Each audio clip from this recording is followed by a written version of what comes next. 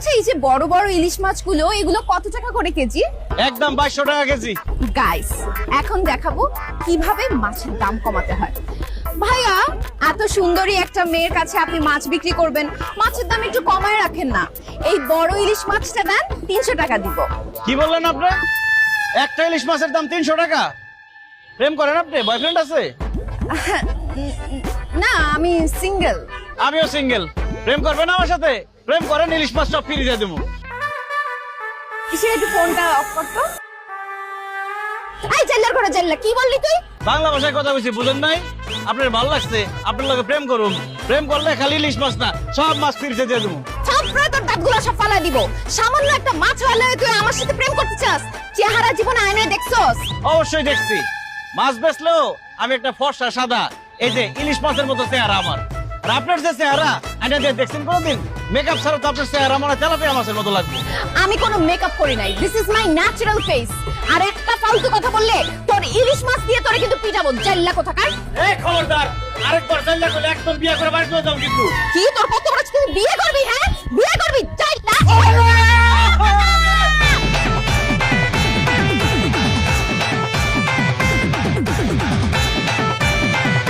মাছের মানুষ, মাছের মানুষ, মাছের মানুষ, মাছের মানুষ, মাছের মানুষ। এত সুন্দর করে পাঞ্জাবিটা আয়রন করার পরও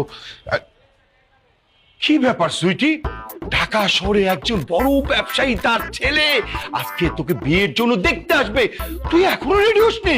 বাবা তোমার মেয়ে এমনিতেই সুন্দর, রেডি হওয়া লাগবে না। পাত্রপক্ষ আমাকে এই অবস্থায় দেখলেই পছন্দ করে ফেলবে। আরে মা, এই পাত্র যেন তেন পাত্র না। ঢাকা শহরে তাদের বাড়ি গাড়ি ব্যবসা বাণিজ্য কোনো কিছুর অভাব নাই। তারা দেশ বিদেশ ঘুরে কত মডার্ন মেয়ে দেখে, তোকে দেখে মনে হচ্ছে না যে তারা পছন্দ করবে। এই জন্য তো বলছি মা, একটু সাজুগুজু করে একটু ভালোভাবে রেডি হয়ে নেই। বাবা তুমি তো আমাকে টেনশনে ফেলাই দিলা। তুমি আমাকে আগে বলবা না তারা যে এইরকম বড় লোক। ঠিক আছে আমি গিয়ে এখনই সাজগোজ করে আসতেছি, এমন সাজ দিব পাত্র আর পাত্রের বাবা আমার দিক থেকে চোখই ফিরাতে পারবে না। যা মা, তাড়াতাড়ি যা। শাহানা, এই শাহানা, কোথায়? আশ্চর্য, মেহমান একটু পর চলে আসবে, তুমি এখনো বাড়ি ঘর পরিষ্কার করো নি? আরে হয়ে যাচ্ছে তো, টেবিল গোছাচ্ছিলাম। রান্না বান্না করেছে তো?